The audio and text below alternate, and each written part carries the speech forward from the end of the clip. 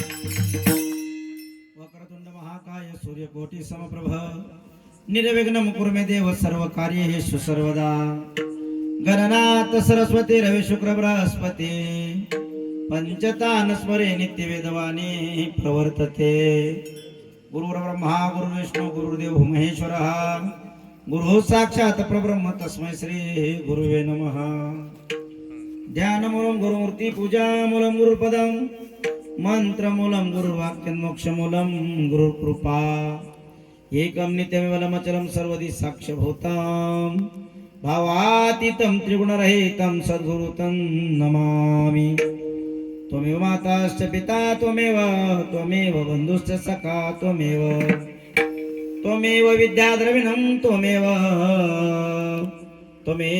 सर्वं मम देव मनोजं मरुतुल्यवेगं जितेन्द्रियं बुद्धिमतामहिष्ठं वतात्मजं वानरयूथमुख्यं श्रीरामदूतं शरणं प्रपद्ये अतुलेत बलधामं हेमशैलाभदेहं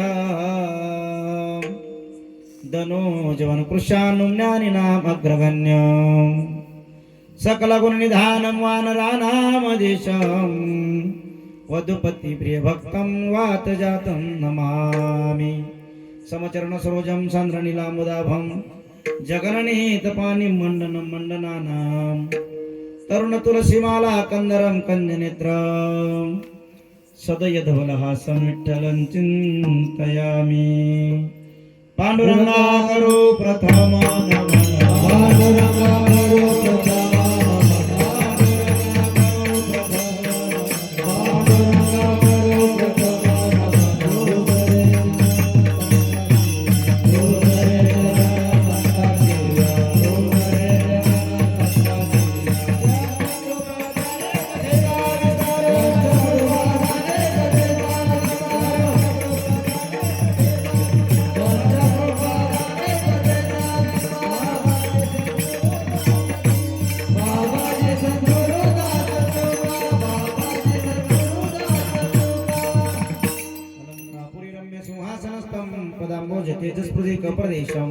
विदेन्द्रादिदेवे सदा स्तूयमानं समाधिस्थमूर्तिं भजे ज्ञानदेव ओम नमो ज्ञानेश्वरा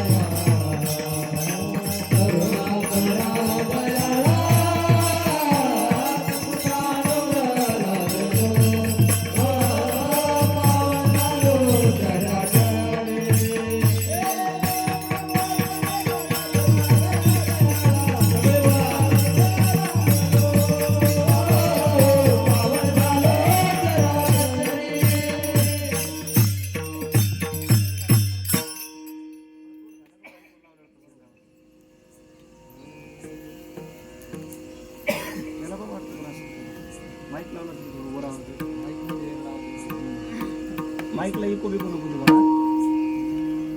उतरव बरं.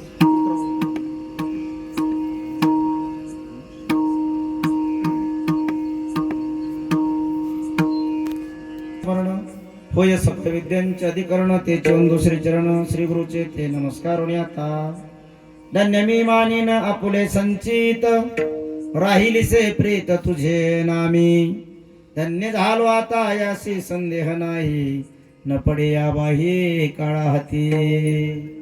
प्रस्तुत प्राप्त प्रसंगी पांडुरंग परमात्म्याच्या कृपा आशीर्वादानं माता भगवती देवी संतोईच्या दरबारामध्ये गेल्या 5 वर्षापासून चालत असलेला नामचिंतनाचा सोहळा आणि या वर्षातील आजची 3ऱ्या दिवसाची सेवा माझ्या वाट्याला आलेली आहे. सेवेकरता निवडलेला अभंग जगदवंदनी जगदभूषण वैराग्य महावीर तुकोबारा यांचा 4 चरणाचा अभंग असून या अभंगाच्या माध्यमातून भगवान परमात्म्याचं नामचिंतन मला घ्यावं असं वाटलं. त्या घेण्याची आवड मला निर्माण झाली आणि त्यामुळे माझ्या जीवनात काय बदल झाला अशा प्रकारच्या संचिताला धन्यता देणारा अभंग या ठिकाणी सेवेकरता निवडलेला आहे. विठ्ठल विठ्ठल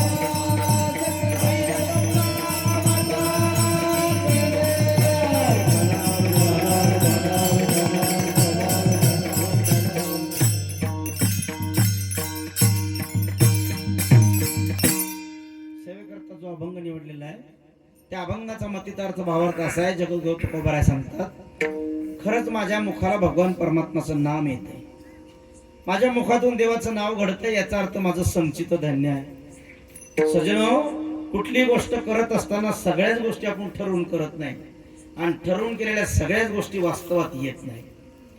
तुम्ही आम्ही आजपर्यंत जीवन जगत आलो, सांसारिक गोष्ट करत असताना अमुक आपल्याला असं करायचंय असं मनामध्ये ध्येय आपण ठरतो, त्याच्यासाठी छोटे छोटे उद्दिष्ट पाडतो आणि त्यानुसार कार्यप्रमाण करत असतो. पण केलेल्या सगळ्याच गोष्टी आपल्या मनासारख्या होतील असं नाही.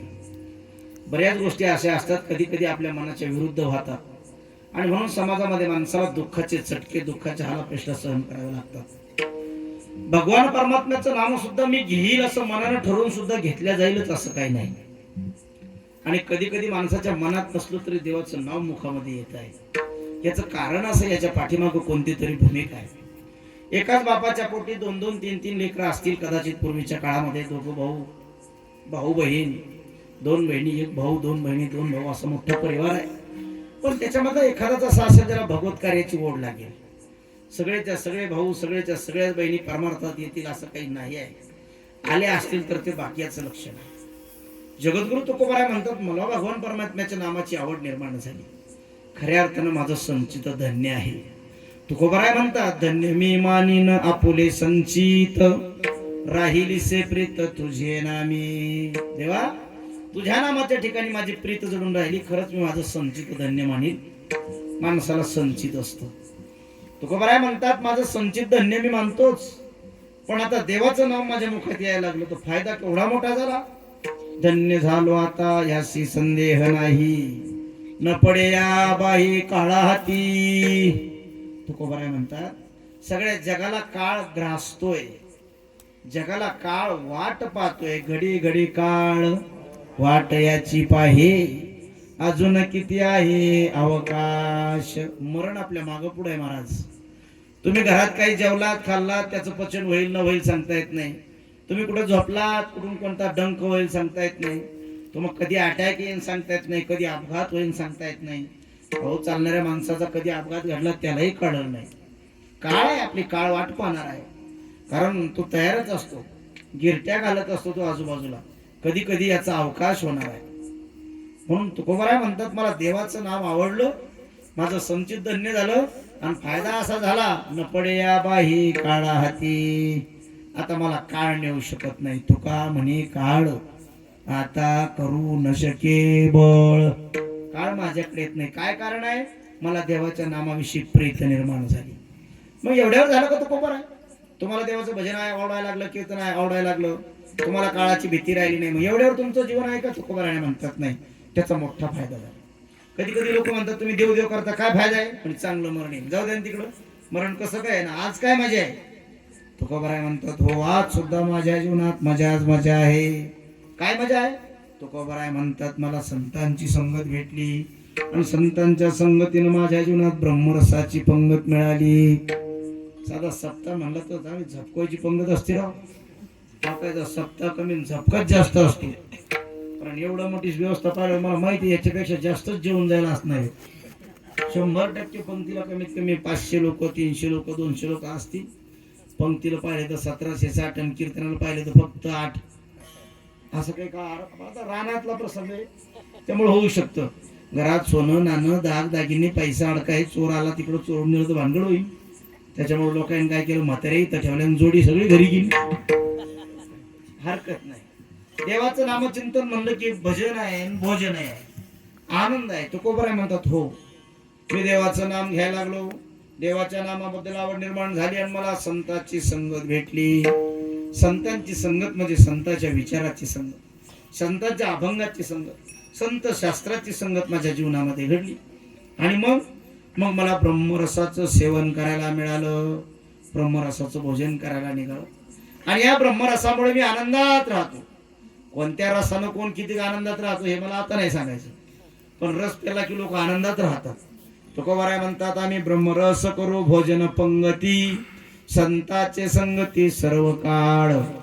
म्हणून धन्य झालो आता याशी संदेह नाही, न पडे या बाई काळा हाती. पुन्हा तुकोबाराय सांगतात मोठा फायदा असा झाला, मी या संतांच्या संगतीत आलो.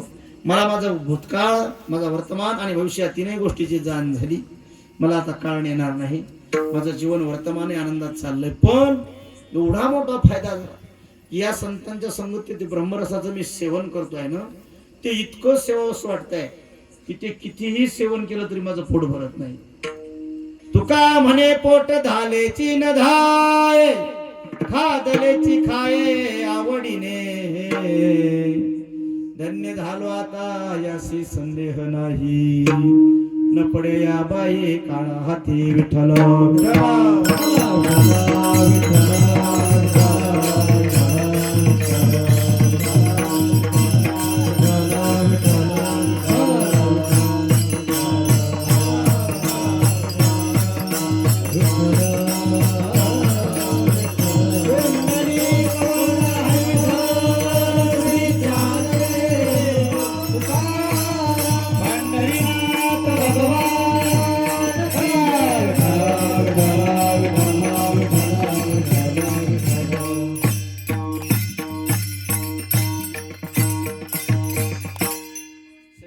करण्यापूर्वी थोडासा परिहार देतो. आमचे गजानन भाऊ दुनगो यांच्या धर्मपत्नी आमची पाहुणे असलेल्या संतोषीताई दुनगो यांचा फोन आला, गुरुजी कीर्तनाची सेवा द्या. म्हणजे कुठं पाहिजे म्हणजे शिराळ. मला माहिती शिराळ सप्ताह झाला म्हटलं. आणि आमच्या नवरोदानं बऱ्याच वेळेस बेजार केलं, गुरुजी तारीख द्या शिराळ्याला. मी म्हटलं बघतो, मी सांगतो तुम्हाला. फोन काढून टाकला. मला वाटतं चुकून रॉंग नंबर लागला, कारण शाळेतल्या सप्ताहाला यांचा फोन येत असतो, तो आला नाही. पण परत माझी मावस बहीण आहे तुमच्या गावामध्ये आमची रेखाबाई दुनगहू, तर गंभीरराव दुनगहू यांच्या पत्नी जालन्याला राहतात, त्यांचा फोन आला. मला म्हणे दादा तू आमच्या गावात सेवा दिली नाही का? तुमच्या गावात सप्ताह झाला नाही म्हणे, शेतामध्ये सुंदर असं संतवाईचं ठिकाण आहे, आमच्या गावाचं पवित्र दैवत आहे आणि तिथं 4-5 वर्षापासून सगळे मंडळी सप्ताह करतात. म्हटलं मग चला, मला चान्स भेटला. गावात नाही जाता आलं तर निदान शेतात येता येईल, म्हणजे मंडळींची काही नाराजी असेल ते आपल्याला ती कमी करता येईल. काय होतं, जवळचा बाबा जवळचे लोक तितकं काही कोणी असं भानगडीत पडत नाही. म्हणून तर मग काय, जेव्हा तिथं 8:15चा टाइम झाला तेव्हा मला फोन आला, बाबा कीर्तन आहे. 8:15चा फोनच नाही, मी यायला आलेलंच म्हणलं तुम्ही अजून अर्ध्या घंट्यामध्ये ध्यान करायला पाहिजे होते. तसं म्हणजे कार्यक्रम पत्रिका व्हॉट्सअपवर टाकली होती, मला माहित होतं, पण मध्यंतरीच्या काळात सुतक पडलं वाटतं, काहीतरी 13 दिवस झाले. मग मला असं वाटलं कदाचित दुनगहू परिवाराचा कार्यक्रम असेल, काय माहिती तो कार्यक्रम आहे का पोस्टपोन झाला की काय. पण तसं काही फोन आला नाही. आणि मला आपणच फोन करून विचारणं तर काय विचारावं, तरी मग मी शेवटी तिला फोनच लावला. मग कार्यक्रम आहे का आज तुमच्या गावात? म्हणे आहे. फोन नाही लागला दादा. म्हणलं मला कोणाचाच फोन नाही लागला. म्हणे कार्यक्रम आहे. म्हणलं गावातून जाऊ का? म्हणे गावातूनच जा. मला गावातून हा पुढचा रस्ता माहीत नव्हता. पण मग योगायोगानं माऊलीचा फोन आला. ज्ञानेश्वर माऊलीने फोन केला, जे तुमच्या संस्थांचे काम पाहतात आणि आमच्या वारकरी संप्रदायामध्ये असतात. आमच्या माऊलीने फोन केला, गुरुजी असं असं आहे, तुम्ही इकडून या वाढवण्यावरून. मला एकदम सुलभ वाटलं, पण मला टाईम झाला. 8:30 वाजायला लागले, 5 मिनिटं कमी होते. म्हणलं यांची पंचपदी होस तर आपण घरीच फेटा बांधली. मी घरीच फेटा बांधला. पण इथं आल्यावर मला कळलं की बरं झालं घरीच बांधला, कारण ते चौकदार माया शेजारी येऊन कपडे घालत होते गाडीच्या पलीकडून आडोशा. म्हणलं इथं समजासारखाच कार्यक्रम होता आपला. इकडे बसायचं होतं का काय? म्हणलं बरं झालं हे देवी मातानं बुद्धी दिली आणि तिकडे जाऊन कार्यक्रम काय उघड्यावर कार्यक्रम. माझ्या लक्षात आला आता देवी मायालाच मंदिर नाही तर आमचा काय मेळ लागेल. विठ्ठल विठ्ठल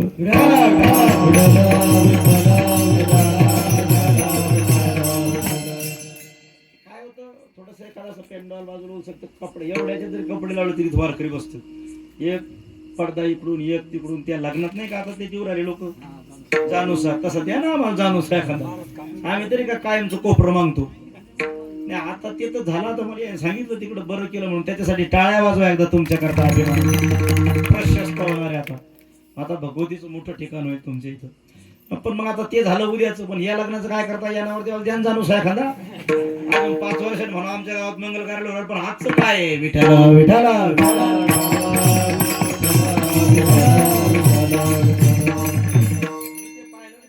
तिकडं माझ्या गाडीच्या आडोशाला तिकडे आपलं पॅन्ट घालायला लागले, शर्ट घालायला लागले.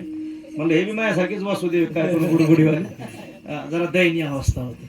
पण योगायोगानं भगवती मातेनं घरीच सूचना केली, घरून फेटा बांधून आलो. सुंदर अशा प्रकारची व्यवस्था आहे.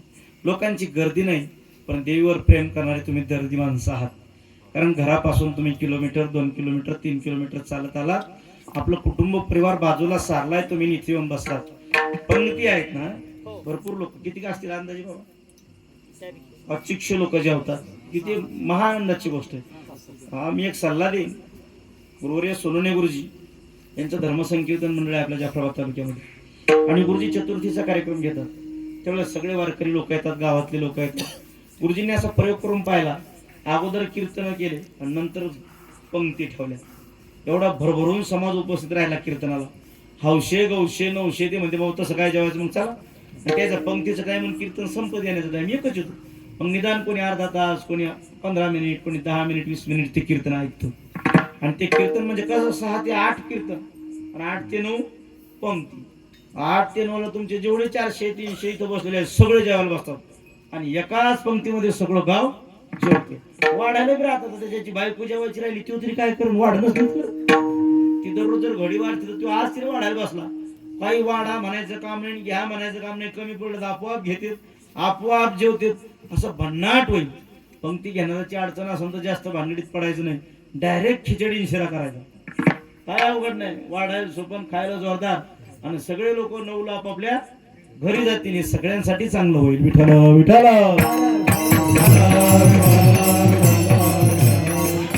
सप्ताह करण्याचा उद्देश काय आहे? लोकांना अन्नदान. या काळात अन्नदानाची तेवढी महती नाही आहे. असं घरच नाही तिथं आता गव्हाची चपाती बनत नाही. 20 वर्षाच्या 30 वर्षाच्या अगोदर अवघड होतं. घरात पाहुण्या राहण्याला चपात्या भेटायच्या, गोडधोड खायला भेटायचं. आता लवकर बाहेरचे कुत्री बी सकाळची चपाती खाऊन राहिली, त्याला ताजी पाहिजे आता. त्याच्यामुळे जेवण हा या सप्ताहाचा उद्देश नसला पाहिजे. सप्ताहाचा उद्देश काय असला पाहिजे? मी नाही बोलतो. 3 प्रकारचा उद्देश आहे. त्यातला गौण उद्देश आहे अन्नदान करणं. गौण आहे उद्देश चांगला आहे, पण अन्नदान करणं पण गौण आहे. त्यातला मध्यम उद्देश काय सांगू का? भगवान परमात्म्याचा विना घेणे. हा विना घेतला पाहिजे. गावातल्या माणसाला 365 दिवसामध्ये एवढं भगवंताचं नामजप करायला वेळ नाही. आपण काय करतो? पाहुणा भेटला की रामराम म्हणतो. त्या रामाचं ध्यान येत नाही, फक्त रामराम. पण इथं निदान काय होतं? अर्धा तासाचा पाऊण तासाचा विना गळ्यात येतो. महिला मंडळी असो, पुरुष मंडळी असतो. आणि तो येणार तास बघ रामकृष्णारी रामकृष्णारी काय जे असेल तुमचं त्याचं नामोच्चार होतो. आणि तिसरा महत्वाचा फायदा आहे, एखाद्या तरी ग्रंथाचं पारायण होतं. हे 3 गोष्टी जर होत नसेल तर सप्ताह करायला काहीच अर्थ नाही. विठ्ठल विठ्ठल आणि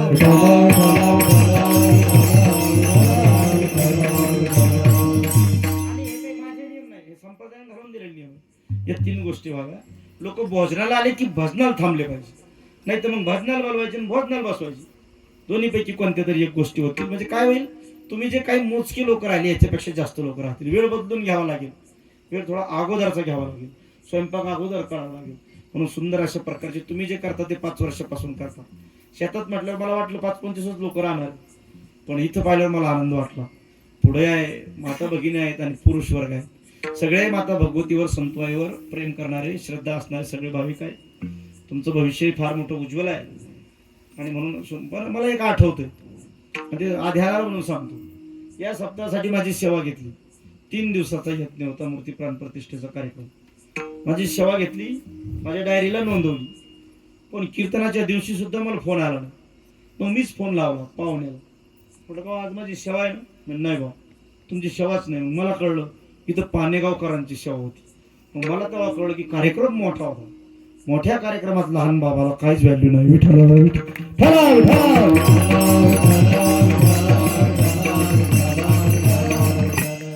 मला कळलं देवीचं प्राण प्रतिष्ठा 1-2-3 वर्षाची गोष्ट असं वाटतं. हा कधीतरी झालं. 3 दिवसाचा कार्यक्रम होता. मला कोणाच तरी फोन आला होता. फोन वाल्याला तरी का मी काही शोधून काढू, त्याच्या घरी जाऊन भांडत बसू.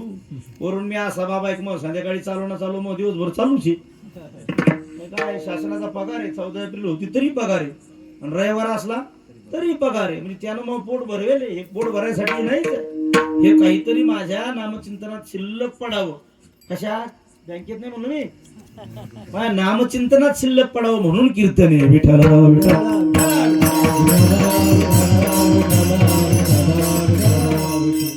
याही वर्षी सुद्धा सुंदर अशा प्रकारची आपली सेवा अखंड हरिनाम सप्ताह संतोय देवी मातेच्या कृपेने आपल्या या ठिकाणी सुरू आहे. अन्नदान करणारे मंडळी, गायनाचार्य मंडळी आहे. फार सुंदर अशा प्रकारचे मृदंगाचार्य. आपलं नाव हनुमान महाराज, निश्चळ, संभाजीनगर या ठिकाणी उत्कृष्ट मृदंग वादक करत आहेत. 3-3च चौबदार आहे भाऊ, म्हणजे पब्लिक जायचं कामच नाही. काशीनाथ महाराज दुनगाव असतील आपल्या गावातले. त्याचबरोबर आमचे पिंपळगावचे गजानन महाराज खांडेबराड, त्याचबरोबर आमचे किनीचे हरिभक्तपरायण लंके महाराज. गायनाचार्य सुद्धा मंडळी या ठिकाणी आहेत. ज्ञानेश्वर माऊली दुनगाव, विठ्ठल महाराज शिंदे, माऊली पाचरणे, मच्छिंद्र महाराज सारेवाडी, भंदास महाराज, बाळू महाराज, विष्णू महाराज शेवाडे, मारुती महाराज, नागोराव महाराज, सूर्यबान महाराज, दगडोबा महाराज, ज्ञानेश्वर माऊली शिराळकर, भगवान महाराज दुनगाव, रोहित दादा दुनगाव, वैष्णव महाराज शिराळकर, सर्व गायक मंडळी, वादक मंडळी. आणि या ठिकाणी ज्यांच्या मुखारविंदातून आपण देवी भागवत कथा ऐकत आहात असे हरिभक्तपरायण माधवराव महाराज दुनगाव या सर्वांच्या चरणी नतमस्तक होतो आणि सेवेला सुरुवात करतो. विठ्ठल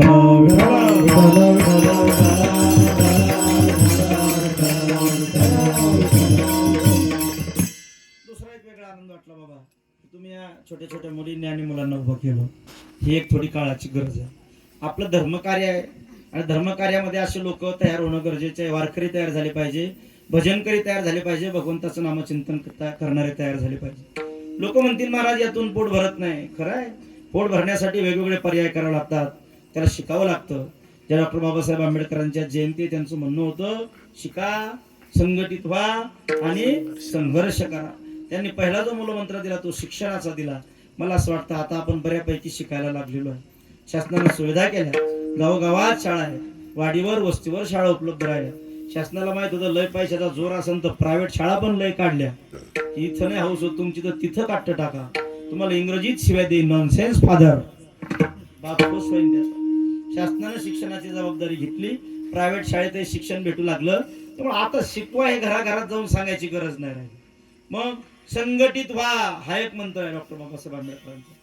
संघटित झालं पाहिजे, समाज एका ठिकाणी आला पाहिजे. तुम्ही इथं जे केलं ना, नव्हे एकल्याचा खेळ म्हणून मेळ जनविला. एका बोटानं काम नसतो, 5 बोट आली की माणसाची मूठ तयार होत असते आणि मुठीमध्ये ताकद असते. डॉक्टर बाबासाहेब आंबेडकरांनी सांगितलं तुमचा मेळ जमवा, आणि आमच्याकडे पण सांगितलं मेळ जमवा. मग मेळ जमवताना सगळे अंगठेच गोळा केले का?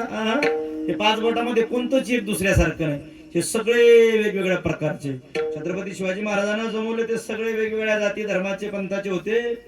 त्याचबरोबर बाबासाहेबांनी सांगितलं सगळे वेगवेगळ्या विचाराचे जाती धर्म पंथाचे एका ठिकाणी आणा. आणि वारकरी संप्रदायानं तेच सांगितलं, या रे लहान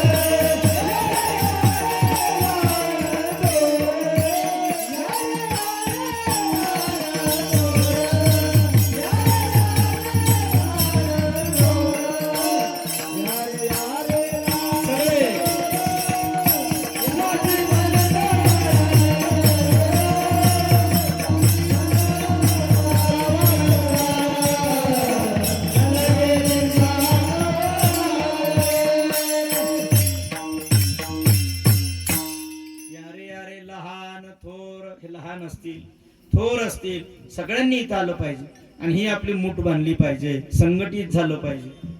आपल्याला महत्वाचा विचार करायचा. अन्न लगे चिंता कवनाशी असं सगळ्यांना बोलवलं. आणि तिसरा मुद्दा सांगितला, संघर्ष करा. संघर्ष करा म्हणजे अन्याय होत असेल, चुकीचं चालत असेल त्याच्या विरोधात बोला. जे तुकोबाराने जीवनामध्ये अनुभवलं महाराज, तुकोबाराने जीवनामध्ये केलाय. त्यांनी सांगितलं, हवे तरी देऊ काशेची लंगोटी, नाठाळाच्या माता हानू काठी. गरज पडली तर काशेची लंगोटी काढून देऊ, आणि जेव्हा आम्हाला चुकीचं वाटलं त्याच्या माथ्यावर आम्ही काठी आणायला मागं पुढं पाहणार नाही. म्हणजे काय, तो कामने सत्य सांगो, कामने सत्य सांगो, कामने सत्य सांगो, कामने सत्य सांगो. ये उतरागे येते ते, ये उतरागे येते ते, उतरागे येते ते,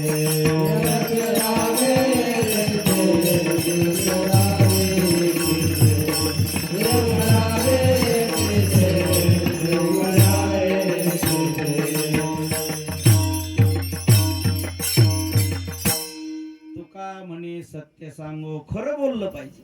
येवत रागे येते ते, पण कधी आधी त्याचं ज्ञान मिळवलं पाहिजे, संघटन केलं पाहिजे, मग संघर्ष केला पाहिजे. बहुतांश काही लोकांचं गणित चुकतंय. याला ज्ञानाची कवडीची किंमत नसते, पहिलाच संघर्ष उभा राहतो. कोण काय तर हमें मिळतं क्यों नाही, गणित उगायला लागलं. त्याच्या पायऱ्या सांगितल्या, त्या पायऱ्यानुसार माणसाने गेलं पाहिजे. आणि खरंच त्यांच्या मार्गाने गेलं. हा तुकोबारायचा विचार आहे. डॉक्टर बाबासाहेब आंबेडकरांनी स्वीकारलेला विचार हा तुकोबारायचा विचार आहे, क्रांतीचा विचार आहे. बरं का, कारण महाराज म्हणत होते, वेदाचा तो अर्थ आम्हाशी कळावा, वेदाचा तो अर्थ आम्हाशी कळावा, वेदाचा तो अर्थ आम्हाशी कळावा, वेदाचा तो अर्थ आम्हाशी कळावा. ये आणि वाहावा भार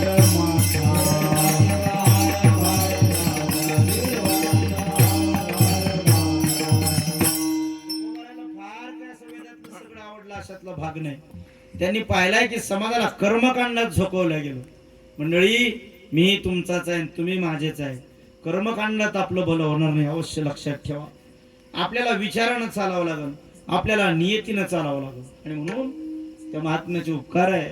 मला माहिती आहे इथं कोणी त्यांचे अनुयायी नाही, पण त्यांनी दिलेल्या विचाराशिवाय आपलं एकाच जीवन चालत नाही. हे त्यांचं मोठंपण आहे, हे तुम्हाला आम्हाला मानावं लागेल. आज इथं ह्याच्या गादीवर उभा आहे महाराज, ही सुद्धा तथागत भगवान बुद्धाच्या कृपेनं डॉक्टर बाबासाहेब आंबेडकरांच्या कार्याची ती महती आहे की आज मला इथं विचार सांगायला मिळतात. हे जड वाटतं आपल्या लोकांना ऐकायला. पण अजूनही तुम्हाला सांगतो, थोडं व्हिडिओ बंद करा. कसं आहे, कुठं चाललंय ते पहा. ही तुकोबाराने भक्तीच सांगितली नाही. मी कोणत्या उद्देशाने बोलतोय सांगू का तुम्हाला? तुकोबाराचा गाथा वाचलाय. तुकोबाराच्या गाथ्यामध्ये एक एक प्रकरण आहे. कसं समाजानं तुकोबाराला मारलं राव, लोकायला बाजूला केलं, त्याच्या बाजून हा तुकोबार आहे, हा तुका, याला अधिकार नाही, तुकोबार आहे म्हणले.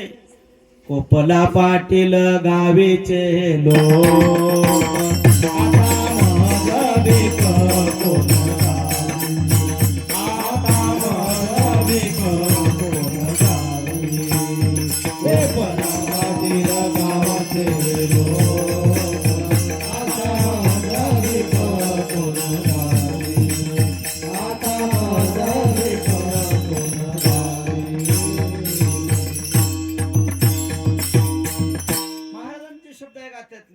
कोपला पाटील, पाटील कोपले तुकोबारावर काय करत होते? तुकोबारा भजन करायचे. घोराड्याच्या डोंगरावर, भामचंद्राच्या डोंगरावर जाऊन बसायचे आणि देवाला आळवायचे. कोपला पाटील, पुन्हा गावेचे हे लोक, सगळे लोक तुकोबारावर कोपले महाराज. माझ्यासारखा महाराज असं कीर्तनात बोलला ना, हे लोक सांगते कीर्तन नाही झालं पाहिजे तालुक्यात, वेगळं सांगायला लागले लोकांना. तुकोबाराय होते ते. हे तुकोबारायचं जीवन आपल्या लक्षात आलं पाहिजे. आम्ही कोणत्या मार्गाने गेलो पाहिजे. तो तुकोबाराय तुम्हाला मला सांगणारच नाही. लोक ते लोक यांचं सांगत बसतील. हे कर्मकांडाच्या मागे जाणं आमचे अपेक्षित नाही आहे. त्या महामानवाचे उपकार आहे, त्यांच्यात जाऊन ते उपकार नाही करायचे. कारण त्याने बी त्याचाच बाबा करून घेतला, त्याच्यामुळे समाज बाजूला चालला. कोणत्याही महापुरुषाला एका जातीत बांधायचं नसतं. शिवाजी महाराज आपले फक्त आपलेच नाही आहे, शिवाजी महाराजांनी सगळ्या जाती धर्माच्या लोकांना एका ठिकाणी केलं. सगळे महापुरुष आहेत, त्यांनी जातीचा विचार केला नाही. आणि दुर्दैव आहे या सगळ्या महापुरुषांच्या पंक्तीमध्ये आमचा गांधी बिचारा उपाशी राहिले.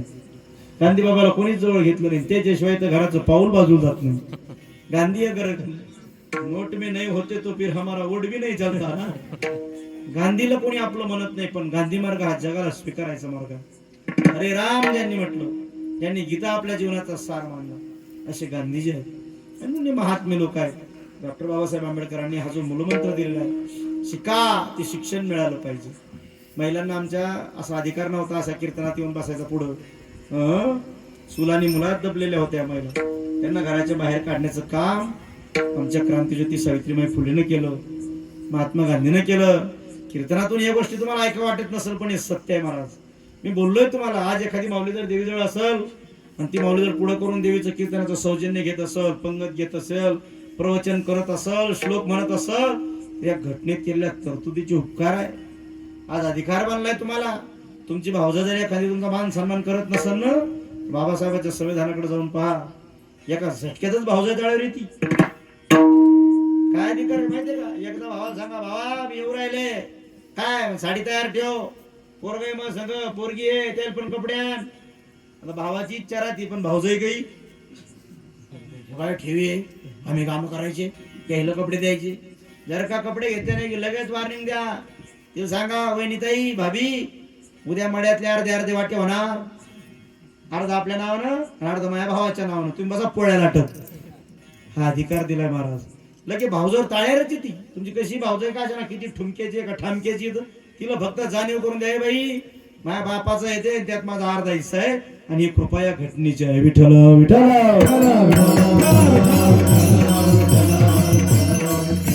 आता समजा नंदन बाबाला सांगा, भावजय सांगायचंय, पण ही बी कोणाची तरी भावजय याचं ध्यान ठेवायचं. ही काही वाऱ्यावर नाही, ही साखळीच आहे. हिला हिच्या भावजाईनं काहीतरी दिलं नाही म्हणून तिच्या बापाची जमीन घ्यायला चालली, पण हिला बी ननंद आहे जी नांदूच देत नाही. ननंद हिने ध्यान ठेवायचं, तिचा मान केलाच पाहिजे, कारण की तिच्या बापाची एस्टेट तू खाती. तू कुठून आली भामटे? इस्टेटची म्हणजे एक एकर नाही. अहो हे जे उभं आहे तुझ्याजवळ गाठ मारून आलं, हे बी तुझ्या बापाचीच इस्टेट आहे. विठ्ठल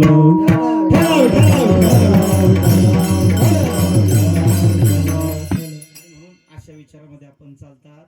लहान लेकर कीर्तनाला आहे, वृद्ध माणसं बसलेलं आहे, पण काहीतरी विचार घेऊन आपण कीर्तनातून जायचं असतं. संतांचे विचार आपल्या जीवनात आले पाहिजे. आपली भौतिकही प्रगती होईल आणि आध्यात्मिकही प्रगती होईल. भौतिक प्रगतीमध्ये काय होईल? आपली भरभराट होईल. कशी भरभराट होईल? 2 एकर झालं तरी आनंदी, 2 एकराचं 4 एकर झालं तरी आनंदी, नाही झालं तरी आनंदी. अरे या सांप्रदायिक गोष्टीमध्ये हीच ताकद आहे. महाराज म्हणतात, चित्ती असू द्या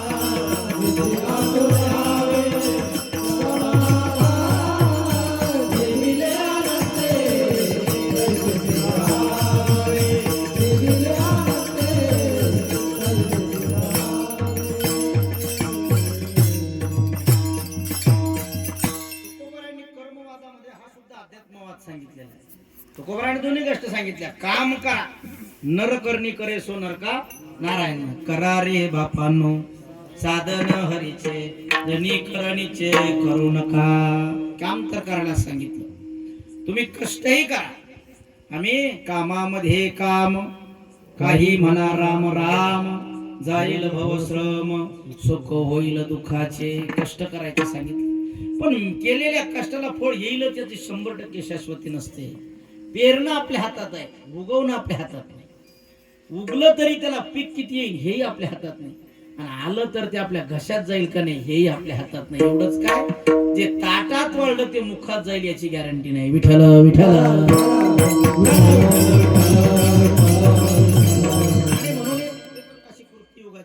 आणि अध्यात्माची जीवन असलेले जगद्गुरु तुकोबाराय, की तुकोबाराय देवाच्या दरबारासमोर आहे आणि देवासमोर एक असं समाधान व्यक्त करत आहे. देवा, खरंच माझं भाग्य आहे, माझ्या जीवनामध्ये भगवत परमाची मला आवड निर्माण झाली. तुकोबारायचा जर विचार केला तर श्रीमंतीमध्ये जगणारे तुकोबाराय. तुम्ही आम्ही देवदेव करायला लागलो, आपल्याला बरं वाटतं, बरं झालं बाबा आपण देवदेव करायला लागलो. आपण किस खेतकी मुली हो. तुकोबारायची श्रीमंती जर पाहिली महाराज तर तुकोबारायकडे 8 पिढ्याची श्रीमंती होती, 1 पिढ्याची नव्हती. त्या काळामध्ये एवढी श्रीमंती होती तुकोबारायची की एखादा आमदार तालुक्यात गाजलेला असतो तसं तुकोबारायचं घराणं होतं. ज्याला कोणाला कर्जावर रक्कम लागली तुकोबारायच्या वाट बोललो बराय द्यायची महाराज लोकांना. कणखाई माता लोक यायचे, चावडीवर बसायचे, सदर भरायची. मोठा सावकारकीचा व्यवसाय होता. एखादी पतसंस्था चालवावी आज त्याच्यापेक्षा कितीतरी गडगंज संपत्ती तुकोबारायकडे होती. असं म्हणतात तुकोबारायकडे एवढी श्रीमंती होती की आसपासचे 5-5 गावं तुकोबारायच्या घरी कर्जरोख्याच्या रूपानं गहाण होती. आपल्याकडे किती लोकांचं किती एकर आहे आपल्यालाच माहित नाही. आपलंच कोणत्या बँकेत ठेवलंय आपल्याला ध्यान नाही. आपल्यापेक्षा तुकोबाराय फार श्रीमंत. लोक म्हणतात हे भजन पूजन करणं आपलं कुठं काम आहे, आपण पैशावाले. तुकोबारायची श्रीमंती जाऊन पहा. आणि तुकोबारायनं काय केलं, सगळी श्रीमंती समाजासाठी गहाण देऊन टाकली. म्हणजे ज्या लोकांचे कर्ज रोखे होते ते सगळे इंद्रायणीमध्ये नेऊन बुडवून टाकले. तुकोबारायनं काहीच नाही ठेवलं स्वतःसाठी. भावाला राग येऊ लागला, दादा मला नाही तुझ्यात राहायचं, आपल्याला व्हायला निघायचं. हो, कान्होजीराव नावाचे त्यांचे भाऊ, दादा तू असं काय करायला लागला. त्यांनी सांगितलं, अरे कान्होबा दुष्काळ पडला, अरे लोकांना खायला काय नाही रे, तू पाहिलंय ना आपली परिस्थिती कशी आहे. तर लोक यायचे महाराज, लोक लय भारी आहे, जसं वारं तसं उफनते. पैशावाले तुकाराम महाराज लोक तुकोबाराय लय अवघड झालं, लय वाईट झालं. काय झालं बाबा, पोरीस लग्न करायचंय, पैसेच नाही, गाव पंगत द्यायची, काही धान्य नाही. अरे रडू नको, डोळे पुस, हे घे मुलीसाठी दागिने घे, काही भांडे कुंडे द्यायसाठी हे 2 आणे घे, आणि धान्याचे कोठार उघडं करा, याला घेऊन जाऊ द्या. मानलं तुकोबारायनं, त्यांनी ते पुन्हा परत दिलंच नाही. दुष्काळ पडला तुकोबारायच्या काळामध्ये. एवढं झालं महाराज, तुकोबारायची परिस्थिती आज डबघायला आली. लोकांना सांगितलं पिकलंच नाही तर देणार कुठून, असा म्हणणार आहे. जगात कोणता मोठा सावकार नाही. शासन म्हणे आपल्याला काय देतंय, कर्जमाफी देते. म्हणजे कर्जमाफीच्या नावाखाली कुठलं काय घेतं हे ज्याला कळालं त्यालाच कळालं. विठ्ठल विठ्ठल शासन तुमचा आमचाच पैसा असतो, सगळा टॅक्सच्या रूपाने गेलेला, आणि त्याच्यातूनच कुठंतरी सोंगळ भोंगळ करते. तुकोबारायनं घरचं दिलं होतं आणि ती कर्जमाफी करून टाकली तुकोबारायनं. एवढा कोण मोठा सावकार आहे हो. संसाराच्या नावे घालून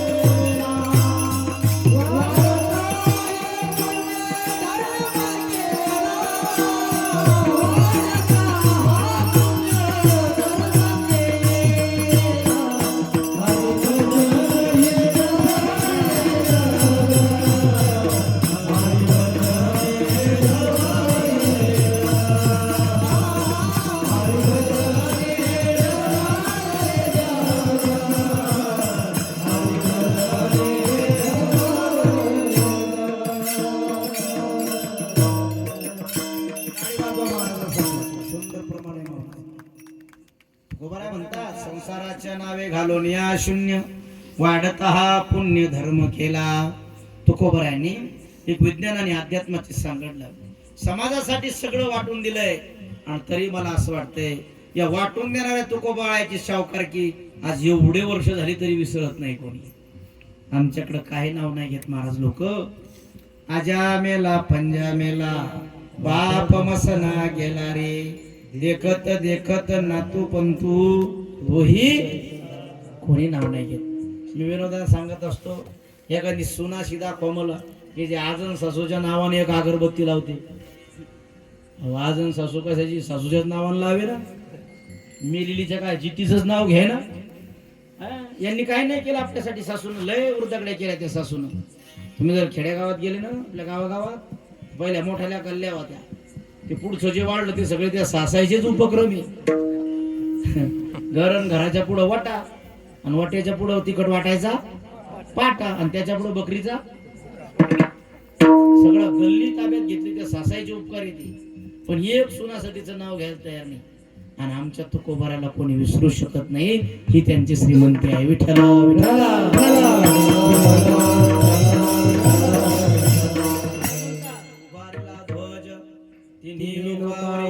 ऐशी चराचरी कीर्ती ज्याची ते हे निवृत्तीनाथ ज्ञानेश्वर सोपान मुक्ताबाई ज्ञान दीप्ती काळा. त्या लोकांनी एवढं मोठं वैभव केलं. तुकोबाराय म्हणतात देवा खरंच मला आनंद वाटतोय रे तुझ्या नामचिंतनात मी घडलोय. मग तुकोबाराय म्हणतात मला खरंच माझं संचित धन्य वाटतंय. अभंगाचं पहिलं धन्य मी मानेला पुले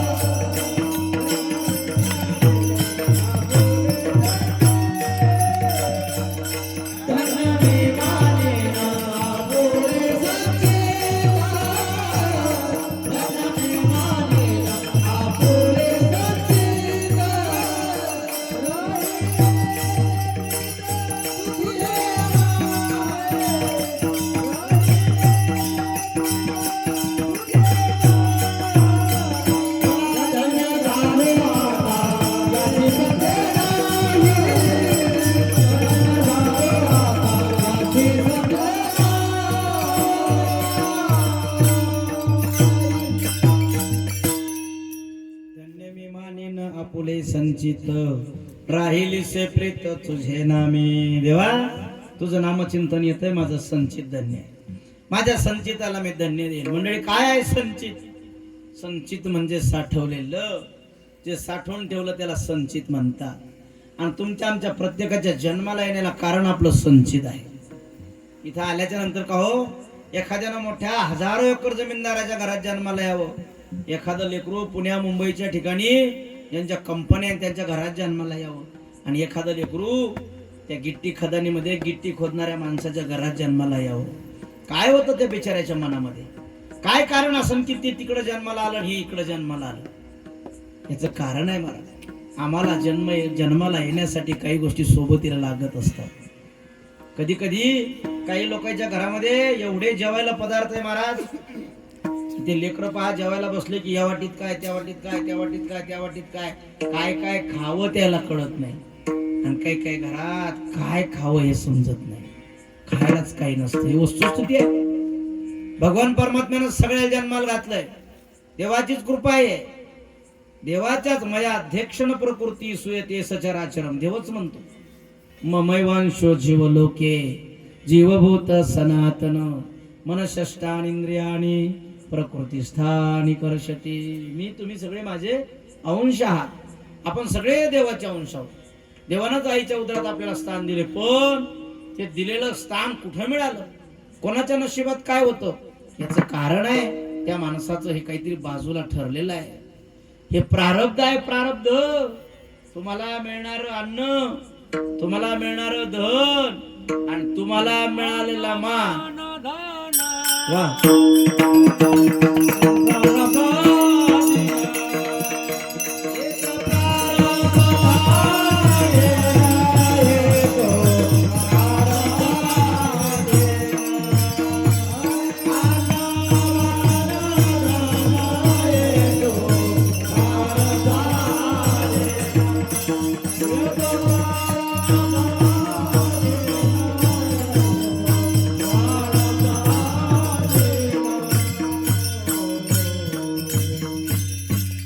काय वाजवत याच्यासाठी योग्य प्रमाण अन्न मान धन हे तो प्रारब्ध आधीन. मला खायला काय मिळणार, मला मान कोणता मिळणार आहे? खासदाराच्या घरी जन्माला आलेल्या पोराचा मान वेगळा आहे, कामदाराच्या घरी जन्माला आलेल्या पोराचा मान वेगळा आहे. त्याचं कारण त्याचं प्रारब्ध आहे. अन्न मान धन हे तो प्रारब्ध अधीन ठरलेला आहे बाबा.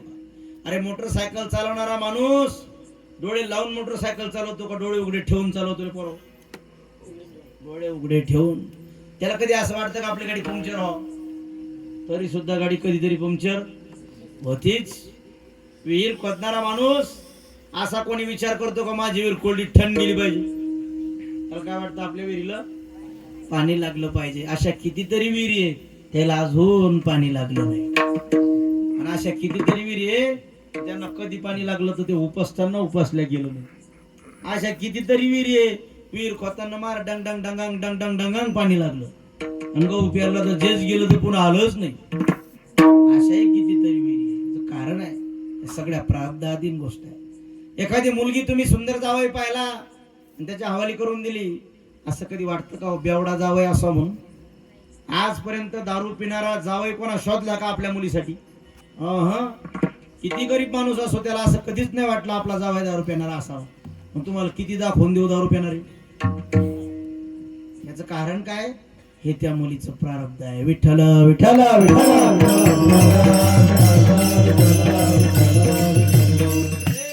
संसार करणाऱ्या माणसाला कर्तबगार स्त्री आपल्या सोबतीला असली पाहिजे.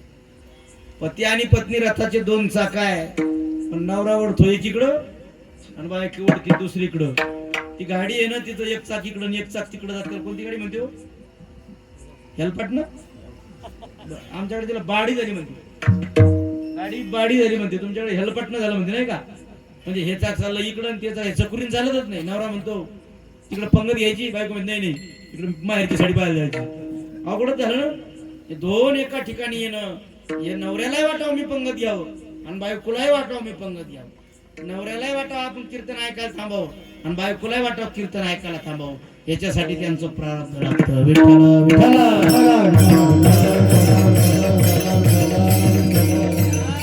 आल्याच्या नंतर ज्या काही गोष्टी घडतात बऱ्याचशा गोष्टी आपल्या मनाच्या विरुद्ध होतात. तुम्ही संभाजीनगरला मुलगा शिकायला टाकला, देवळगाव राजाला टाकला, तो नोकरी लागाव म्हणून का नाही लागाव म्हणून? लागाव म्हणून.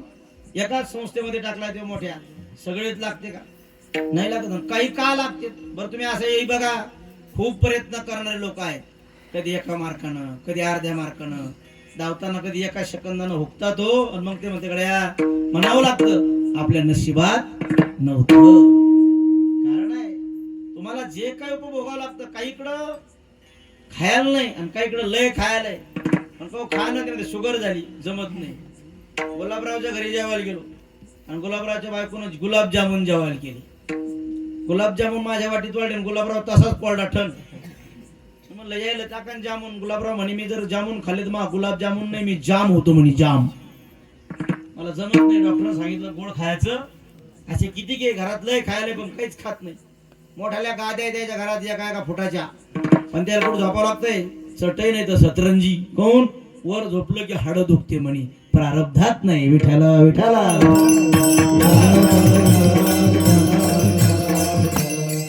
सांगत असतो. काही काही बाईला म्हणजे असं वाटतं बाई आपल्या मालकानं कार घेतली पाहिजे, आणि काही काहीच्या घरी कार घेतली ती बाई कार मध्येच बसत नाही. कारण कारची चाबी लावणं आणि बाईनं होप खून करणं, होप खून करणं. ती बाई म्हणते बापा मोटरसायकलवर चाल सांगता येते, कार मध्ये येत. घरात कार आली पण हिच्या नशिबात आली का? ज्या बाईला उलटी होती ना तिनं कार मध्ये बसणं म्हणजे अर्धी यमपुरीची. तिला काहीच सुचत नाही. मग कुठं चालवलंय ते म्हणा चाल फिरायला जाऊ पंढरपूर. ती म्हणते मग घरीच पंढरपूर आहे. कारण ती कार मध्ये बसणं पोट्याला गोळे येणं, पोटाला तुंबडी लागणं, डोकं हँग होणं, काही समजत नाही. इकडं वकू का तिकडं तोंड करते, इकडं फुकती फुकून फुकणी. याचं कारण आहे गाडी घरात आली पण आपल्या प्रारब्धात नाही. महाराज म्हणतात भोगतो ना घडे संचिता वाचून,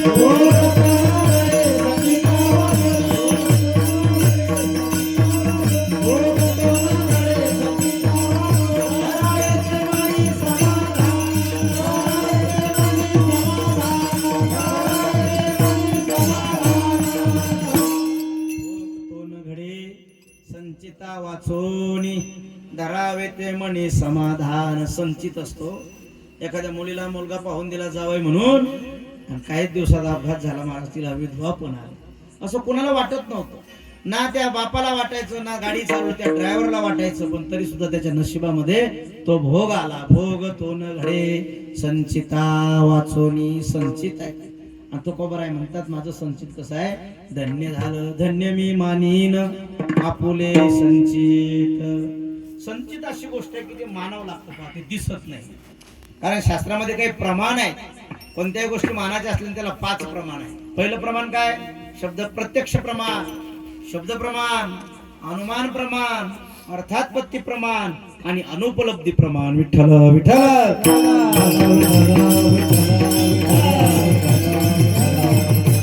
प्रत्यक्ष प्रमाण म्हणजे डोळ्यानं पाहणं. आमच्या डोळ्यानं आम्ही पाहिले. तुम्ही कोर्टात केस टाकली, आमच्या मालकाचा यांनी मर्डर केला, त्या न्यायाधीशाला पुरावा कोणता लागतो, प्रत्यक्ष पाहणार, डोळ्यानं दाखवणारा माणूस असला पाहिजे. हो बाबा मी याच्या पोटात चाकू खुपसताना पाहिलं, हा त्याचा पुरावा ग्राह्य धरला जातो. याला म्हणायचं प्रत्यक्ष प्रमाण. पण जगामध्ये सगळ्याच गोष्टी प्रत्यक्ष प्रमाणाने सिद्ध करता येत नाही महाराज, नाही करता येत.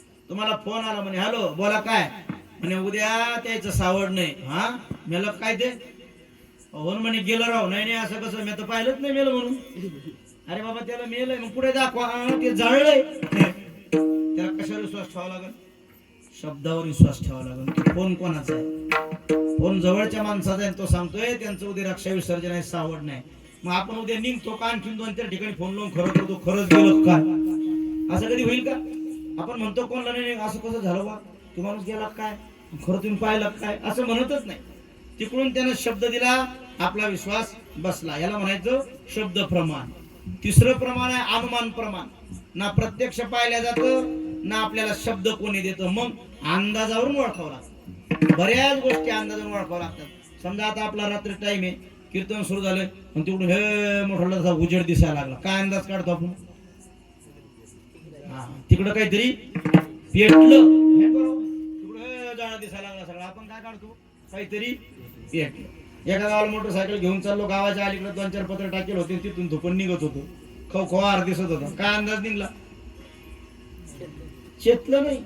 काय चेतलं, गावाच्या अलीकडे स्मशानभूमीत इथलं कोणीतरी, काहीच माहित नाही आपल्याला, कोण गेलं माहित नाही, काय झालं माहित नाही, पण अंदाज काढा आपण ह्या ज्या गावचं कोणीतरी. तुम्ही असे बस स्टँडवर पहा, एसटी बस स्टँडवर एखाद्या हॉटेलवर अशा 5-25 डोक्यात नावे टोपी आणि दुपाटे दिसले, कपडाला कुंकू दिसले, आपण काय काय अंदाज काढतो, शिदोरी आणली वय ना, कुठं तरी चपका टाकलाय ना, शिदोरी आणली काय म्हणजे आपल्याला कोणा निरोप दिला नाही, आपल्याला शब्दही माहित नाही, पण आपण अंदाज काढतो. जसे कीर्तनाचे लोक पाहिले ना, महाराज अंदाज काढत असते, हे आलेले हे का आणलेले, त्याचा ते थोबडा पाहायला की लगेच कळतं येईल हे का आणेले. कारण येईल असला की असा टवटव असतो, आणेला असला की असा वाट पाहतो, 6:15 झाली, बाबा पहिल्याच चरणात हा नेमका नेतोय कधी घरी आम्हाला. विठ्ठल विठ्ठल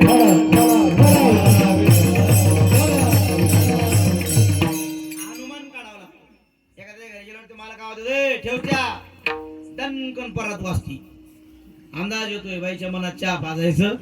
मग म्हणावं लागतं नाही मी चहा नाही घेत, दूध तर लगेच घेत नाही, मी काहीच घेत नाही. अनुमान, अनुमान म्हणजे अंदाज काढणे. विज्ञानामध्ये प्रात्यक्षिक घेतल्या जातं, त्याच्यामध्ये सगळं असतं, साध्य काय आहे, साहित्य काय आहे, प्रयोग काय आहे, कृती कशी करायची, मग त्याचा निष्कर्षण, मग त्याचा अनुमान.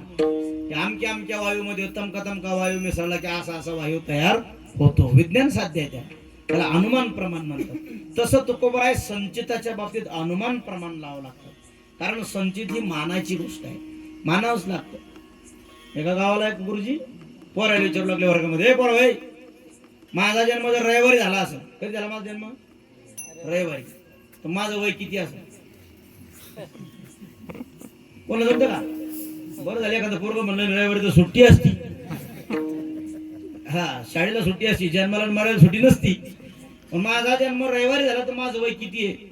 एका पोराला लगेच उत्तर दिलं, म्हणजे तुमचं वय 42 वर्ष. म्हणजे किती वर्ष, 42 वर्ष. आता नेमकं गुरुजीचं वय 42च वर्ष होतं. खरं वाटलं ते, म्हणजे म्हणे करायचं कसं काय ओळखलं, आणि मग चुलत भाऊ म्हणे गावात मोठा दादा, तो असं कधी मध्ये भावड्यावानी करतो म्हणे, तो 21 वर्षाचा आहे.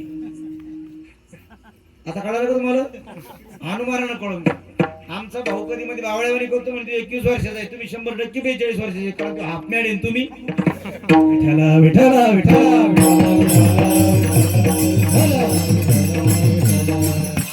अनुमान काढावा लागत असतो. तसं हा जो अभंग आहे ना तो अनुमानातला आहे, संचित मानावंच लागतं असं तो कोबराय म्हणतात. मला भगवान परमात्म्याच्या नामाच्या ठिकाणी प्रीत निर्माण झाली, याचा अर्थ माझं संचित चांगला आहे. याचं कारण आहे देवाचं नाव सहजासहजी येत नाही. जयाचे वाचे पुढा भोजे, नाम नाचत असेल माझे, ते जन्म सहस्त्र ओळखीजे, एक वेळ मुखाशी आवया. माऊली जनोबरा म्हणतात ज्याच्या मुखात माझं नाम येत असेल त्याला हजारो जन्माचं पुण्य आहे, म्हणून त्याच्या मुखात नाव येतं. अनंत जन्माचे सुकृत पदरी, अनंत जन्माचे सुकृत पदरी, अनंत जन्माचे सुकृत पदरी, अनंत जन्माचे सुकृत पदरी, याचे मुखे हरी पैसा होय, याचे मुखे हरी पैसा होय, याचे मुखे हरी पैसा होय. काय म्हणजे महाराज, अनंत एका नाही, अनंत जन्माचं सुकृत असावं लागतं, बहुत सुकृताची जोडी, म्हणून विठ्ठल आवडी. जन्मोजन्मी आम्ही बहु पुण्य केले, जन्मोजन्मी आम्ही बहु पुण्य केले, जन्मोजन्मी आम्ही बहु पुण्य केले, जन्मोजन्मी आम्ही बहु पुण्य केले. देवाया विठ्ठले कृपा केली, देवाया विठ्ठले कृपा केली, देवाया विठ्ठले कृपा केली, देवाया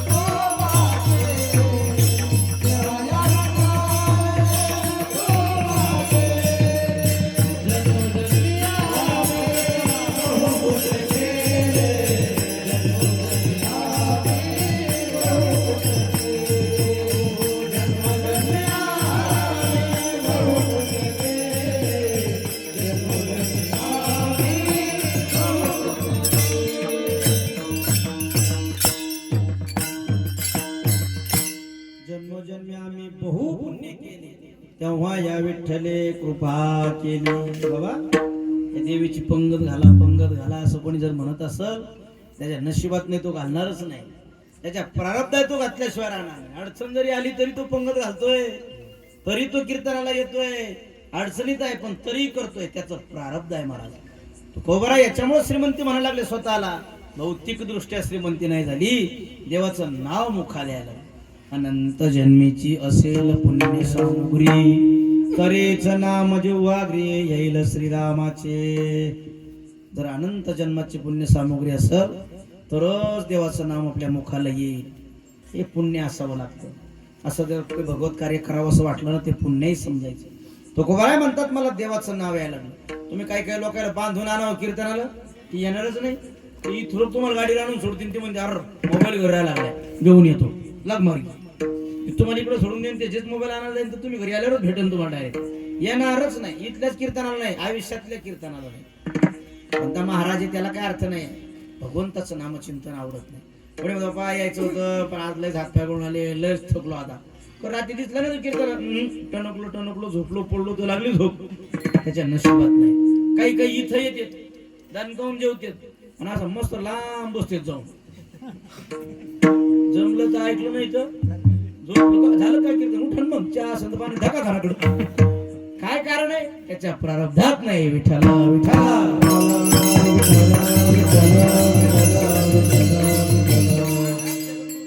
म्हणतात. मला मात्र तसं नाही, मला नेहमी दिन रजनी हाचे धंदा गोविंदाचे पोवाडे. बघा कोणीतरी असं म्हटलंय कवीनं, दिवसभर करा कामधंदा घडीभर बजारे गोविंदा. त्यांच्या दुसरीकडला एक माणूस होता, सकाळीच म्हणायचो 4 वाजता पाणी आणायचं विहिरीतून, तेवढंच म्हणायचं दिवसभर करा कामधंदा घडीभर बजारे गोविंदा. काम धंदा करून हरिपाठ घ्यावा लागला.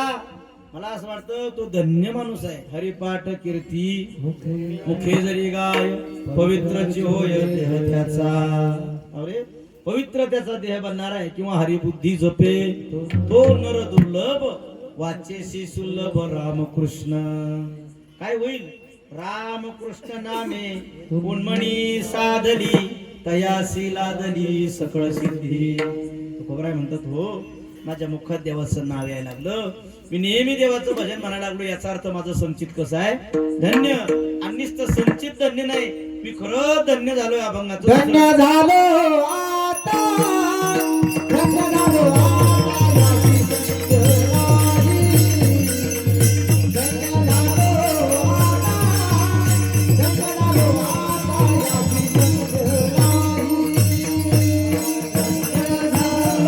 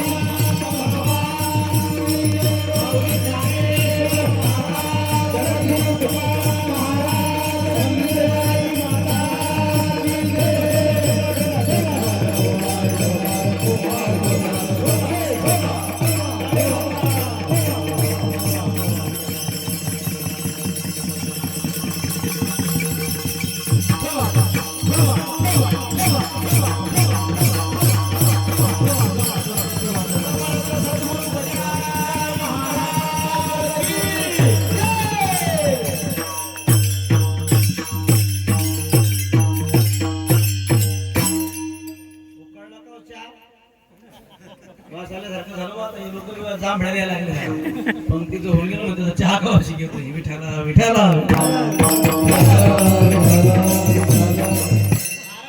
माझं संचित आहे ते धन्य आहे, कारण मला देवाचं नाम आवडलं. मग काम नाही सोडलं, कामामध्ये काम काही म्हणा राम राम, जाईल भवश्रम सुख होईल दुःखाचे. काम करायचं, शेतात काम करा, घरी काम करा, नोकरीचं करा, दुकानदारीचं करा, शिक्षणाचं करा, काहीतरी काम करा, पण काम करून देवाचं नाम मला आवडतंय. माझं संचित धन्य आहे. आणि संचित धन्य झाल्यामुळं काय झालं? धन्य झालो आता, याशी संदेह नाही, शंकाच नाही घ्यायची. तर्क वितर्काला काही चान्स नाही, मला तर्क नाही करायचा. धन्यच आहे. तुम्ही नामचिंतनाला येत आहात, तुमचं धन्य आहे. तुका म्हणे घालो तयावरी भार, वाहुआ संसार देवा. भार घालून टाकला मी देवावर आता. देह जाओ अथवा राहो, पांडुरंगी दृढ भाव. चरणन सोडी सर्वता, आन तुझी पंढरी नाथा. देवाकडे अधिकार बनला आपला.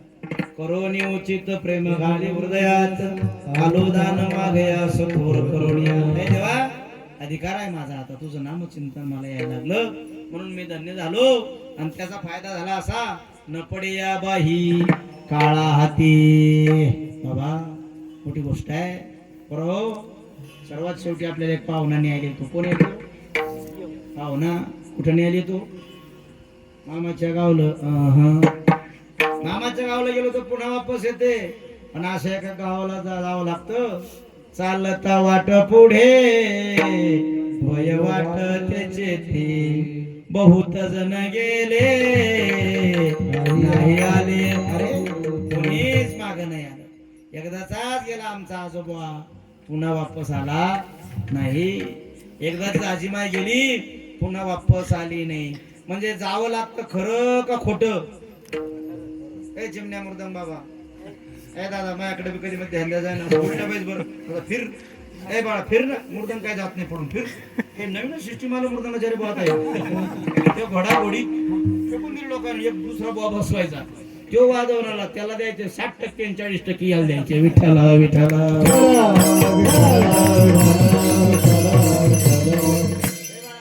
माणसं जाते का कुठं? गेलेत वापस येते का नाही? पप्पा कुठं जाते? बाजारला जाते. कोणत्या गावाला जाते? देवळावर. येते का तिकडं थांबते? येते ना. म्हणजे गेलेली माणसं येतेत ना. असे काही आहे का जे गेले ना आलेच नाही? आहे असे आहे का नाही? कुठं गेले ते? उपर काय बोलते हो अंड्यातलं का? आपल्याकडे ना उपर म्हणलं मी हार बोल जरा उपर गळते बोल उपर जाते. खरे पोरा कुठं जातात रे? गेले. आपल्याला जायचं का नाही? बरं जायचं ना. मग तुम्ही मम्मीला जीव लावता का नाही? मम्मीला सांगायचं मम्मी मी तुम्ही लावतो बाई, तुमचं ताणत नाही. इकडं भानगडी सगळ्या इकडं भानगडी आणि इकडच्या भानगडी तुमच्यामुळे जास्त वाढत्यात.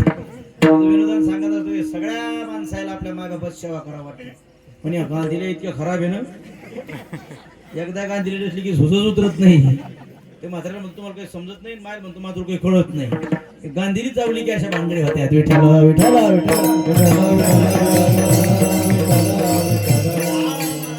सगळ्याला जावं लागतं.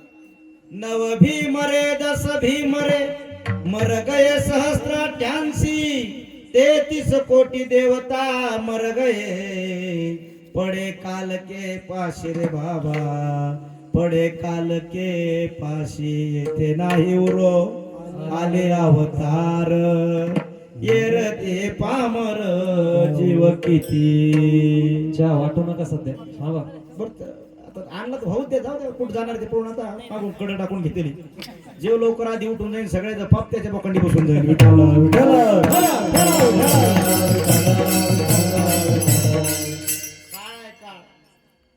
एका गावामध्ये एक माणूस होता आणि त्याच्या पोराला शिकू लागला बस शाळा. परत देवळगावला टाकला, जालन्याला टाकला. लय जीव त्याचा लेकरामध्ये माणसाचा बाईचा लय जीव. मग आता पोरगा गेला तिकडं नोकरीला लागला, तहसीलदार झाला पोरगा. लय जीव माणसाचा. बायकोला बिचारीला असं जीवाच्या हात सांभाळायचं. दोघंच नवरा बायको. पोरगा तिकडं थोडेसे काय केलं की ते भोगण्यात पाहायचं. येईल उरलं की नाही जसं तिला राहू द्यायचा. मग आपण खायचा. पहिल्या काळामध्ये बाई नवऱ्याला वाढते, म्हातारपणामध्ये कधी कधी म्हाताऱ्यांनी बायकोला वाढलं पाहिजे. जरा सूत्र घ्या बायको शिकून थोडे थोडे. बाया म्हणते ना असाच महाराज आणजा रोज चांगला सांगतोय. दोघं जण असे मिळून मिसळून चहा टाकला कप बशी भरून की म्हणत तुला आहे का नाही हाय मला बघण्यात. बाई मन भरलेलं असतं तरी म्हणत नाही बशीतलं थोडा घे तुला हा राहू दे. असा जीव लावायचा एकमेकाला. फार लगे राहतच नव्हता. पण कहो देवीजवळ सप्ताह म्हणजे तिकडे चला ना आलो असतो राव. पण आमच्या बाईचं तब्येत ठीक नसती, तिच्याशिवाय माझा जीव निघत नाही. मी काही येत नाही बाबा ये म्हणून बरं आहे बाबा. सगळा फडा केला. आणि मग काय झालं एक दिवस आला बा यम यम माहिती बरोबर कोणता IJKL आणि तो यम माहिती तुम्हाला. हा यम माहित नाही. ते भेटूच नाही. भेटलं की पुन्हा सांगता येत नाही. तो यम आला आणि आल्या आल्याच म्हातारीच्या पुढे उभं राहिला. ओय म्हातारे. म्हातारी म्हणते जय हरी. काय जय हरी? कधी कीर्तन गेले म्हणजे जय हरी. म्हणे बाबा काय कोण आहे तू? म्हणे मी यमी. ती बाई सांगू लागली बाबा यमा आता कसं काय आला? अवेळी आला तू. अवेळी नाही म्हणे मी टायमावरच येतो. तुम्हालाच वाटतं अवेळी आला. मी आलो म्हणे. म्हणे बाबा मग कशाला आला? म्हणे मी कोणाला तरी न्यायला आलो. कोण कोण आहे घरात? मी आमचं म्हातारा बाबा आहे आणि मग पोरग आहे म्हणे. नेमकी तहसीलदाराची परीक्षा पास झालं. ते तहसीलदार झालं. म्हणे मग चाल मला सांगा आता यम पुरीलं. म्हणे वापस. म्हणे नो रिटर्न. तिथं वापसच नाही. म्हणे बाई काय लुगडे बिगडे हे काहीच नको म्हणे. लुगड्यान बिगड्यान थैली वार लागली चाल वापस. म्हणे खरंच वापस नाही. म्हणे नाही पण तुला एक चान्स देतो म्हणे. तू जय हरी म्हणली म्हणे मला आले आले. तुला एक चान्स देतो म्हणे. सांग तुझ्या घरातलं कोण पाठवते? मी खाली हाताने जात नाही. म्हातारीने विचार केला बाबा कोणाला पाठवणी म्हातारी? तिचं एक पोरग आहे नेमकं तहसीलदार झालं आणि आपला मालक आहे तिच्याशिवाय कधी जेवण करत नव्हता आणि एक ती आहे. ती कोणाला पाठवण? कोणाला पाठवण हा नाही बरं बाई कोणाला? तिला पक्क ओळखलं. ती म्हणजे म्हातारे म्हातारे ध्यानात घ्या. तिला डायरेक्ट सांगून दिलं आम्हाला म्हाताऱ्याला घेऊन जाय. म्हातार म्हणे कहू यम म्हणे म्हाताऱ्याला कहून म्हणजे बापा मग पोरग नेमकं तहसीलदार झाले देवा देवा करत असेल.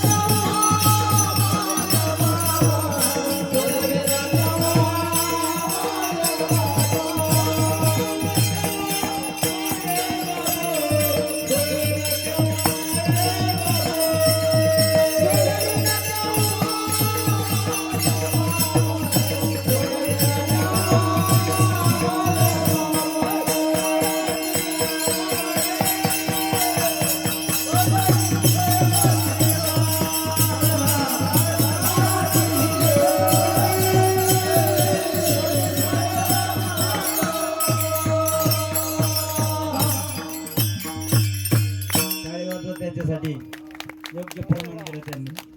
नको नको म्हणा गुंतू माया जाळी, काळाला जवळी ग्रासावया, काळाची एवढी पडेल बा जेव्हा, सोडवेना तेव्हा सोडवेना बंधू पाठची बहीण. लय सांगितलं बया असे वव्यात अभंग म्हणतात हा. आणि मग सांगितलं म्हाताऱ्याला घेऊन जाय. नेला म्हातारा यामानं. काही दिवस झाले म्हातारा आला आणि नेमकं तहसीलदाराच्या पुढंच उभा राहिला. म्हातारीचा जीव कोणात होता? तहसीलदार पोरगा म्हणे बाबा पोराला नका नेऊ, मला नका नेऊ, म्हाताऱ्याला न्या. आणि मग यामानं तहसीलदाराला विचारलं, ए थांब. म्हणे कोण आहे? म्हणे मी यमराज आहे. ते म्हणे मी तहसीलदार आहे. अरे म्हणे मी यमराज आहे. मी तहसीलदार आहे. म्हणे तू तहसीलदार म्हणून काय लय मोठा झाला का? पेन तुला 7-8 वाळूच्या टिपरावाले. मी काय बेतर म्हणे तुला? म्हणे हाय कोण तू नेमका? म्हणे अरे मी यमराज आहे. काय यायला आला? म्हणजे मी घेऊन जायला आलो. कुठं न्यायचं मला? माझी मीटिंग आहे. म्हणजे मीटिंग चट सोडावं लागते मी आल्यावर. तो आल्याच्या नंतर सगळं सोडावं लागतं. पण एक का म्हणे बाबा असं ना करू, मी सप्ताह वेळचा असला मदत करत असतो. म्हणे दिंडीला पंगत घेत असतो आणि माझे लय मोठे काम बाकी आहे. कधीच असा बदल होत नाही, पण कीर्तनाच्या दृष्टांतात करता येतं. तेव्हा मग एक काम कर, खाली आता नेत नाही. कोण कोण आहे घरात? म्हणजे मी आहे. नेमकंच मग लग्न झालं, आमची बबली आहे आणि आमची म्हातारी माय नाही म्हणला तो. मग कोणाला नेऊ? कोणाला नाही सांगन देऊ पुरे लागला नाही नंबर. अवघड एक नाही. जिचा तरफडा म्हाताऱ्यासाठी, मुलालाच जागवण्यासाठी म्हातारा घातला मातीत. आज रोजी त्याच मुलानं याच नाव संसार आहे. विठ्ठला विठ्ठला विठ्ठला विठ्ठला आई पाठवली, पण एक ना एक दिवस त्याला देह जाईल जाईल. त्याशी काळ देह तवा असे पाताचा उसना. तू जातोय तुकोबाराय म्हणतात. मला देवाचं नाम आवडलं.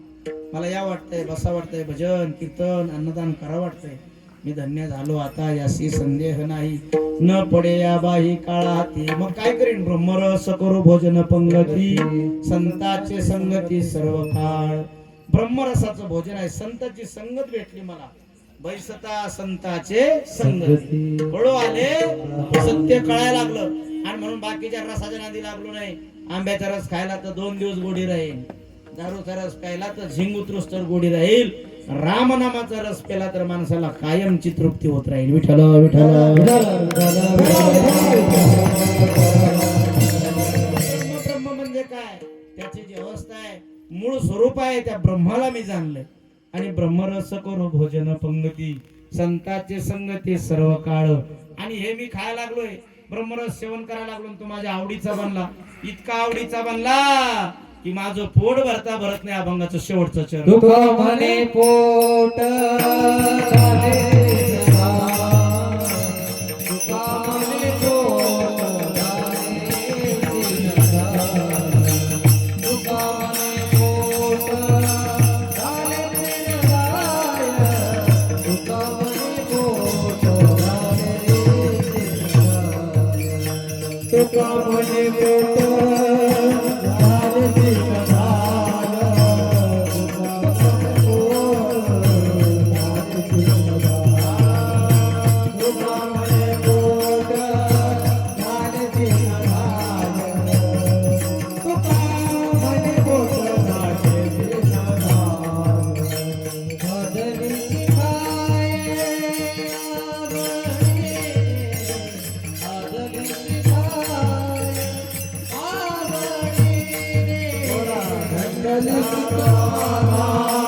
याची सत्य नाही धन्य झालो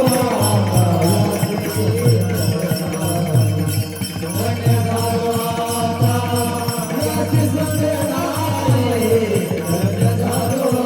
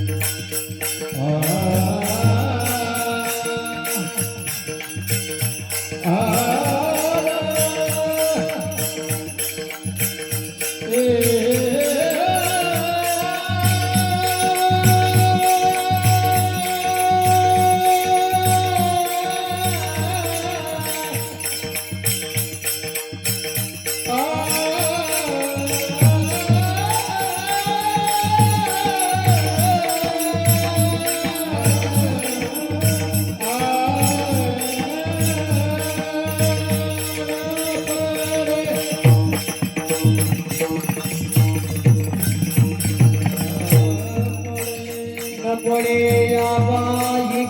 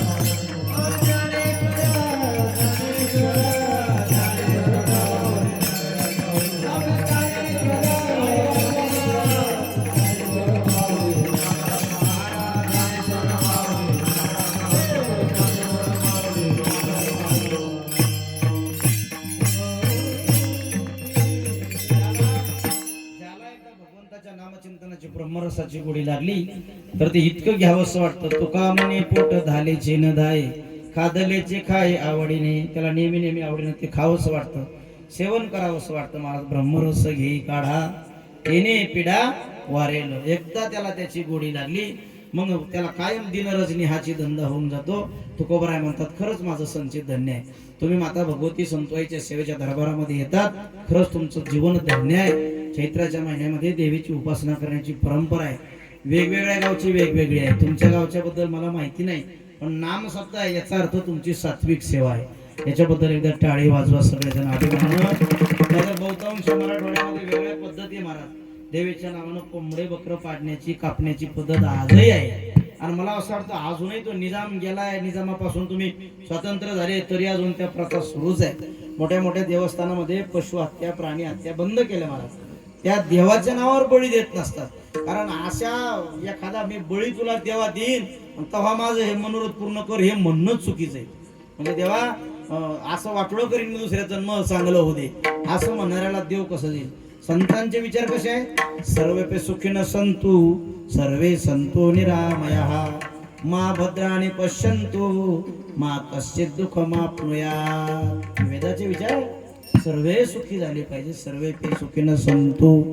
जीव जंतू जनावर सगळे आनंदात राहिले पाहिजे आणि आम्ही आनंदात राहिलो पाहिजे हा विचार आहे संप्रदायाचा. म्हणून अशी ही तुमची देवी सगळ्यांवर कृपा करणारी देवी भविष्यामध्ये मोठं स्मारक होऊन घातलंय. त्याला सगळेजण सहकार्य करतच असाल आणि करत राहाल. ज्याला करावं असं वाटतं समजायचं त्याचं संचित धन्य आहे. त्यांच्यासाठी टाळी वाजवा एकदा अभिमानाने. जे कोणी करतात ते सगळ्यांच्या चरणी नतमस्तक होतो. या अभंगाचा भावार्थ धावत्या वेळेमध्ये मला जसं सांगता आला तसा सांगण्याचा प्रयत्न केला. न्यून्यते पुरते अधिकते सहते करुणी घ्यावे तुम्हा ते अभिनवते असो. ज्या तुकोबरायचा अभंग आहे त्या परंपरेनुसार 1 मिनिट तुकोबरायचं भजन करायचं. मंडळी झोपले नाही ना, जागीन सगळे. करावर हात मला दिसले पाहिजे. 1च मिनिट हात खाली न करू. तुकाराम तुकाराम तुकाराम.